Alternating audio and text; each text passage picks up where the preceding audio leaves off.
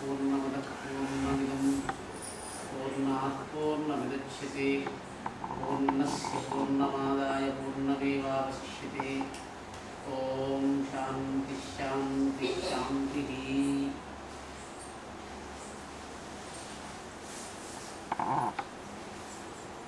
మామూలుగా జీవుడు అనేటువంటి శబ్దం చేత లోకంలో ఎవరైతే వ్యవహరింపబడుతున్నారో వాళ్ళకి సంసారంలో దుఃఖం వస్తుంది.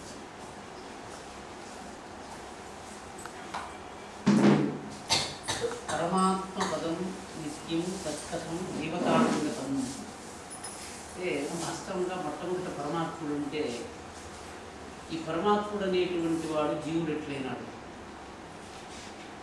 జీవుడైనటువంటి వాడికి ఎక్కడ కష్టం వస్తుంది అంటే సంసారంలో దుఃఖం అని మనం చెప్తూ ఉంటే సంసారంలో వస్తున్నటువంటి దుఃఖము జీవుణ్ణి ఎట్లా వ్యాపిస్తుంది అంటే ఒకటి ఇహాత్మకమని ఇంకొకటి పరాత్మకం.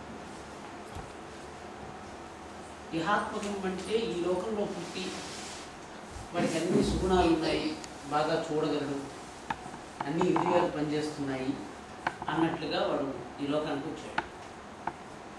వచ్చిన తర్వాత ఇహలోకానికి వచ్చిన తర్వాత కొంతకాలానికి అతనికి రోగాలు వచ్చాయి. ఒకడు పుట్టడమే అవిటివాడిగా పుట్టాడు, వాడికి దోషాలు. ఈ రెండు రకాల దోషాల్లో పుట్టటమే దోషంగా పుట్టటము అన్నదాన్ని ఏం చేశాడండి వీడు, ఎందుకు ఈ పిల్లవాడికి భగవంతుడు సరిగా లేనటువంటి అవయవాలు ఇచ్చాడు, సరిగా లేనటువంటి మనస్సును ఇచ్చాడు అన్న ప్రశ్న వస్తే అది ఒక విచారణ. రెండో విచారణ ఏమిటంటే ప్రజ్ఞాపరాధ ఏవహి సర్వరోగాణం మూలం. ప్రజ్ఞాపరాధ ఏవహి సర్వరోగాణం మూలం. శాస్త్రము ఈ జన్మలోకి వచ్చిన తర్వాత పరమాత్ముడు జీవాన్ని ఇచ్చిన తర్వాత కొత్త రోగాన్ని కొత్త దోషాన్ని పట్టుకోకుండా ఉండటానికి ఉన్నటువంటి ఉపాయాన్ని శాస్త్రాల్లో చెప్తారు. అంటే ఉదాహరణకి మీరందరూ ఏం చేస్తున్నారంటే సంసారంలో ఏదో వ్యవహారం చేస్తున్నారు. ఏం వ్యవహారం చేస్తున్నారండి సంసారంలో? ధనాత్మకమైన వ్యవహారం, ధనంతో వ్యవహారం చేస్తున్నారు. మీరు ధనంతో వ్యవహారం చేసేటప్పుడు ధనం వల్ల వచ్చే ప్రయోజనం కన్నా ధనం వల్ల నష్టం ఎక్కువ వచ్చిందనుకో, మీకు ధనం ఎందుకు కావాలి? సంసారం అంటున్నారు కదా, సంసారంలో ఏముంటుంది? సంసార సాగరం దుఃఖం తత్తు ఇచ్చది యోనరహ అని గీతాశాస్త్రంలో అన్నారు. సంసార సాగరంలో దుఃఖం ఉంది, దాన్ని దాటాలనుకునేటువంటి వాడు గీతాభ్యాసం చేసి దాన్ని దాటేయవచ్చు అని శాస్త్రంలో చెప్పారండి.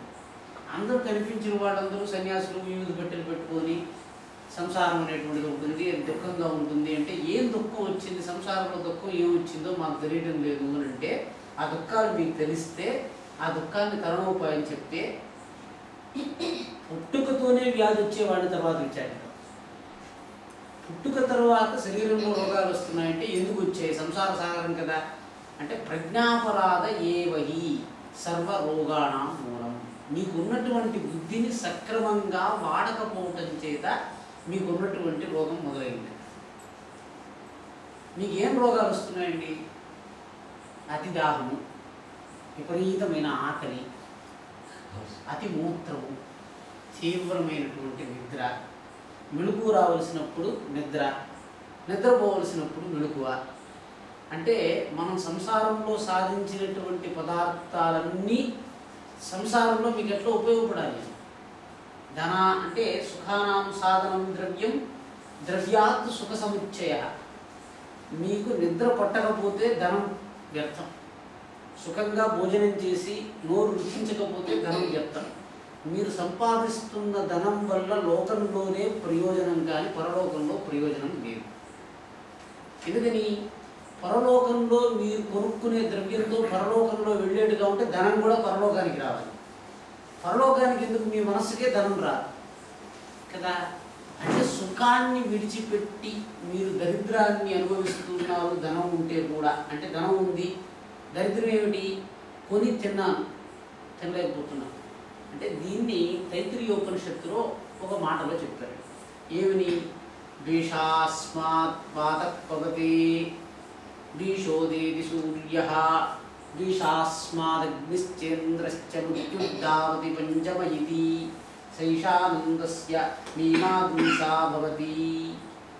యువా స్యాత్ సాధు యువాధ్యాయకః ఆశిష్టః ద్రఢిష్టః బలిష్టః తస్యేయం సర్వా విత్తస్య పూర్ణా స్యాత్ సైకో మానుషానందః. అంటే ఒక ఆనందం గురించి చెప్తున్నానండి. ఇప్పుడు మీరు చదువుకుంటున్నారు. ఏం చదువుతున్నారండి? డిగ్రీ చదివానండి, ఇంకా చదవాల్సి ఉంది. ఎంటెక్ అయిపోయిందండి, పిహెచ్డి అయిపోయిందండి. అంటే దీనికి మించి ఇంకేమన్నా ఉందంటే ఇంకేం లేదండి, చదవాల్సింది అయిపోయింది. లోకంలో ధనం సంపాదిస్తే ఎంతకాలం ధనం సంపాదించొద్దు అని నేను చెప్పడం లేదండి. నేను జాగ్రత్తగా మీరు సారాంశాన్ని గమనించాలి. మీరు సంపాదించినటువంటి ధనము మీకు సుఖాన్ని ఇవ్వలేకపోతే, పశుపక్ష్యాదులకు కూడా దొరకవలసినటువంటి సుఖము దొరకకుండా మీరు ఎంత ధనం పెట్టుకుంటే ఏం ప్రయోజనం ఉంది? ఒక పశువుకి సుఖంగా నిద్రపోగలుగుతుంది, సంశయం లేకుండా శాంతిగా ఉంది, తొందరపాటు లేదు. భోజనం చేసే సమయంలో కూడా నాకు టైం అయిపోతుందని గట్టిగా నమలకుండా మింగేవాడు, నిద్రపోతే నాకు టైం అయిపోతుంది నిద్ర వదుకునేసేవాడు. ఏమి ఇవన్నీ ఎందుకు చేస్తున్నాడు అంటే దాన్ని చెప్తున్నాడు. ప్రజ్ఞాపరాధ ఏవహి సర్వరోగాణం మూలం. మొట్టమొదట మీరు సరిగా నడవటం లేదు అంటే మీ యొక్క బుద్ధిలో తప్పు ఉండటం వల్ల అంతకు పూర్వము లేనటువంటి శరీర సంబంధమైనటువంటి దోషం మీ శరీరంలో ప్రవేశించేస్తాం. అది మీరు తప్పుగా నడుస్తున్నారన్న దానికి గుర్తు. అంటే మీకు ఏం లేదండి, సంసారంలో గౌరవం లేదు, గుండె మంటగా ఉంటుంది. ఎవరో పొద్దు ఉంటే కొడుకుగా సరిగా గౌరవించలేదు, పిల్లలు గౌరవించలేదు, గుండె మంటగా ఉంది, కడుపు మంటగా ఉంది, తలనొప్పిగా ఉంది. ఏమిటి తలనొప్పి?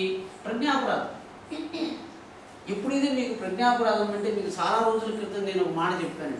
నేను చెప్పినటువంటి మాట ఏంటంటే, వైకుంఠంలో జయ విజయుల గురించి మీకు తెలియాలండి. జయ విజయులు ఎవరు? విష్ణువు యొక్క ద్వారపాలకుడు. వైకుంఠం యొక్క శక్తి మీకు తెలియాలి. వైకుంఠం యొక్క శక్తి ఏమిటండి? వైకుంఠ లోకంలో ఎవరు వెళ్తారో వాడు సారోగ్యముక్తిని పొందారు. అంటే విష్ణువు ఎక్కడున్నాడో వాళ్ళు కూడా అక్కడ ఉన్నారు. ఇప్పుడు విష్ణువుకి లేనిది ఏమిటి, ఆయనకు ఉన్నది ఏమిటి విచారిద్దాం. వైకుంఠంలో ఉన్నారు, జయ విజయులు కూడా వైకుంఠంలో ఉన్నారు. జయ విజయులు వైకుంఠంలో ఉన్నారు, విష్ణువు వైకుంఠంలో ఉన్నాడు. కాబట్టి సారోగ్యముక్తి, ఒకే లోకంలో ఉండేవాళ్ళు కాబట్టి ఆ లోకంలో ఉండేటువంటి సుఖాలన్నీ వీళ్ళకు కూడా వచ్చేస్తాయి. తర్వాత సారూప్యముక్తి, వెంకటేశ్వర స్వామి ఎట్లా ఉంటాడో జయ విజయులు ఇద్దరు అట్లే ఉంటారండి. బయట మీకు అది వాళ్ళ ఎత్తు, కొలతలు, ఆభరణాలు అన్నీ ఒకే కొలతలో ఉంటాయి. విష్ణువు ఏ రూపంలో ఉంటాడో ద్వారపాలకులు కూడా అట్లే ఉంటారు. దాన్ని సారూప్యముక్తి అంటారు. ఇప్పుడు నేను భస్మం ఎందుకు పెట్టుకున్నాను అని మిమ్మల్ని అడిగారు, ఏం జరుగుతుంది? ఏమిటండి, నేను కైలాసంలో ఉండాలనుకుంటే నేను భస్మధారణ అందిస్తాను. ఈశ్వరుడు ఎట్లా వేషం వేసుకుంటాడో ఈశ్వరుడిని కోరేవాడు ఈశ్వరుడి వలె వేషాన్ని ధరిస్తారు. విష్ణువుని కోరేటువంటి వాడు విష్ణువు వలె వేషాన్ని ధరిస్తారు. ఇది వేషం, ఆయన ఒరిజినల్ స్వరూపం. సారూప్యముక్తి, కైవల్యముక్తి, సారోగ్యముక్తి అని 3 ముక్తులు. ముక్తి అంటే ఏమిటి? ఆయన మాత్రం మనం కాలేకపోతున్నాం, ఆయన చేసే మనం చేయలేకపోతున్నాం. అది ఇక్కడ ఎందుకు చెప్పాను? అంత వైకుంఠంలో చేరి విష్ణువు దగ్గరికి వెళ్ళిపోయినటువంటి జయ విజయులకి ఉన్నటువంటి ఒకరోజు వైకుంఠాన్ని వదిలి భూలోకానికి రావాల్సి వచ్చింది. భాగవతంలోనే అడిగారండి, విష్ణువు దగ్గరికి వెళ్ళిపోయినారు కదా, వైకుంఠంలో నుంచి విష్ణువు దగ్గరికి వెళ్ళిపోయినటువంటి జయ విజయులే పతనం అయిపోతే ఇంకా మనం ఎక్కడికి వెళ్ళి మన స్థిరంగా లోకంలో ఉంటామని మనకి ఎట్లా తెలిసేది? విష్ణువు దగ్గర ఉన్న వాళ్ళనే ఎవరో చెప్పి వెనక్కి పంపించేయగలుగుతున్నారు అంటే మనకు ఉన్నటువంటి పరిస్థితి ఏమిటి అంటే, సారూప్యముక్తి, సారోగ్యముక్తి, కైవల్యముక్తిని పొందిన వాళ్ళ పరిస్థితే ఇట్లా ఉంటే అంటే ఏం జరిగింది అక్కడ అని అడిగినారు. సనత్సనందులు అనేటువంటి వాళ్ళని చూడటానికి వచ్చారు, విష్ణువుని చూడటానికి వచ్చారు. విష్ణువుని చూడటానికి వచ్చే వెళ్ళి మీరు వెళ్ళటానికి లేదు అన్నారు. మీరు వెళ్ళటానికి లేదు అంటే సనకసనందం నుంచి మీరు భూలోకంలో మీరు ఈ యొక్క వైకుంఠంలో నుంచి పతితమైపోయి భూలోకానికి వెళ్ళిపోదని చెప్పారు. ఈ రాక్షసుగా పుట్టడం అనేటువంటి వ్యవహారం విష్ణువు చేశాడు.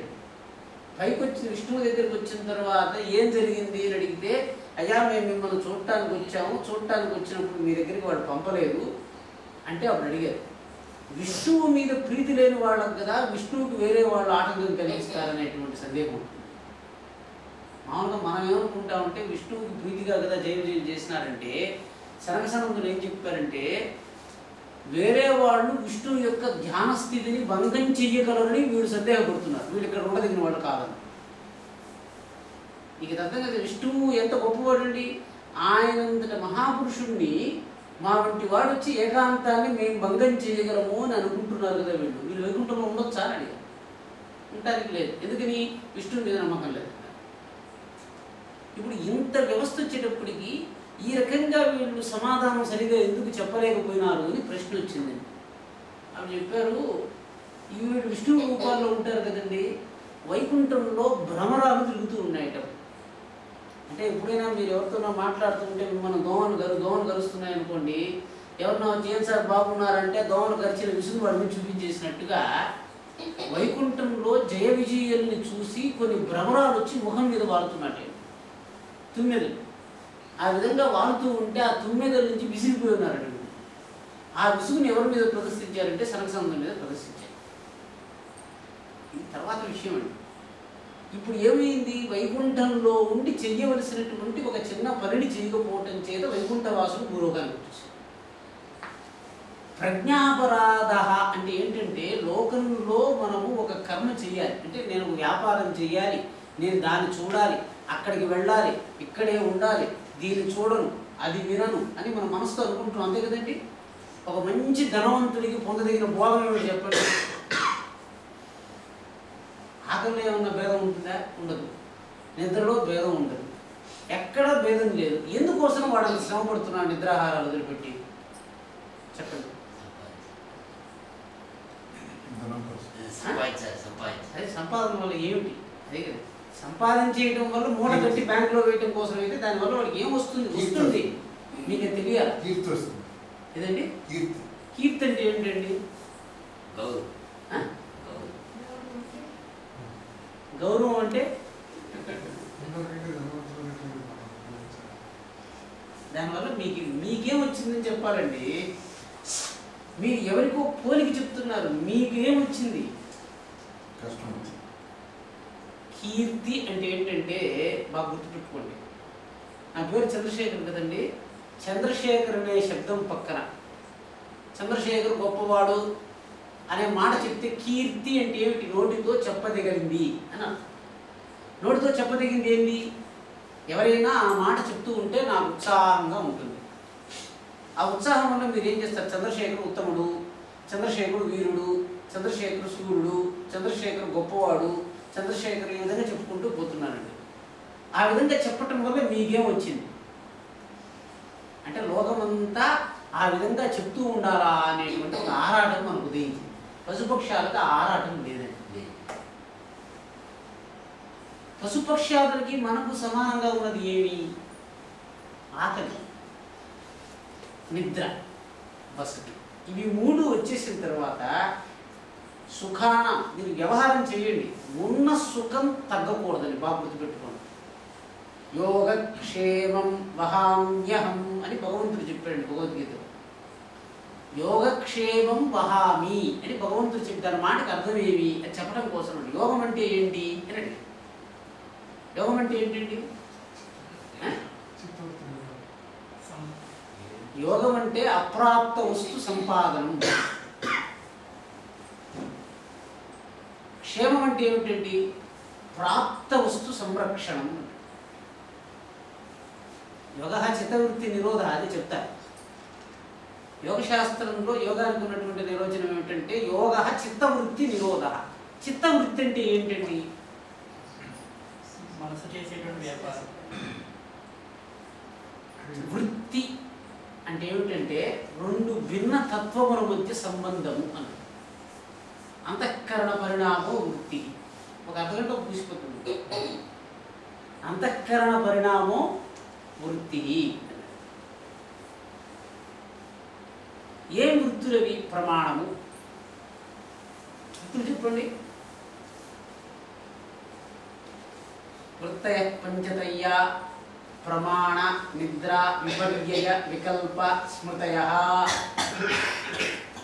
మీ మనస్సు 5 పనులు చేస్తూ ఉంటుంది. యోగం గురించి చెప్పడం కోసం నేను చెప్పాను. యోగం అంటే అప్రాప్త వస్తు సంరక్షణం కదా. ఇప్పుడు మీకు బాగా అర్థమయ్యేదానికి, మీరు ఇంట్లోకి ఒక అమ్మాయిని తెచ్చుకోవాలనుకుంటున్నారండి, లేదా ఒక కుక్క పిల్లని తెచ్చుకోవాలనుకుంటున్నారు. కుక్క పిల్లని తెచ్చుకోవాలనుకున్నప్పుడు కుక్క పిల్ల వస్తే మా ఇంట్లో పిల్లవాడు భయపడుతున్నాడండి అని చెప్పారు అనుకోండి. మీరు కుక్క పిల్ల ఇంటికి వస్తుందా? మీ ఇంట్లో పిల్లవాడు ఉన్నాడు, చిన్న పిల్లవాడు, వాడు చేరాడు కదా. కొత్త పిల్ల ఇంట్లోకి చేరితే మీ ఇంట్లో ఉన్నటువంటి పిల్లవాడు భయపడుతున్నాడు, ఇల్లు వదిలి బయటికి రావటం లేదు, బెడ్రూమ్లో పడుకుని ఉన్నాడు అంటే కుక్క లోపలికి చేరుతుందా? అంటే యోగం జరగాలంటే లోపల ఉండేవాడు ఏ ఒక్కడు ఒప్పుకోకపోయినా మీకు యోగ శక్తి రాదు. లోపల ఉండేవాడు ఒకడు ఉన్నాడు. ఎవరున్నారు? మీ పిల్లవాడు ఇప్పుడు ఇంట్లో చేరిపోయి ఉన్నాడు కదా. మీరు అదే రకంగా ఒక కొత్త పిల్లని తెచ్చుకోవాలంటే ఏం జరగాలి? ఇంట్లో తల్లిదండ్రులు సరిగా ఉండాలి, బిడ్డ సరిగా ఉండాలి. వాళ్ళు చూస్తారు, మేము వచ్చిపోతే వీళ్ళు ఒప్పుకుంటారా లేదా, మాకు బిడ్డ మాత్రమే కావాలి, వాళ్ళు వద్దు అని చెప్తారు. అబ్బాయి తట్టువాళ్ళు, మాకు అమ్మాయి వస్తే చాలండి, మిగిలిన వాళ్ళు ఎవరు రాకూడదు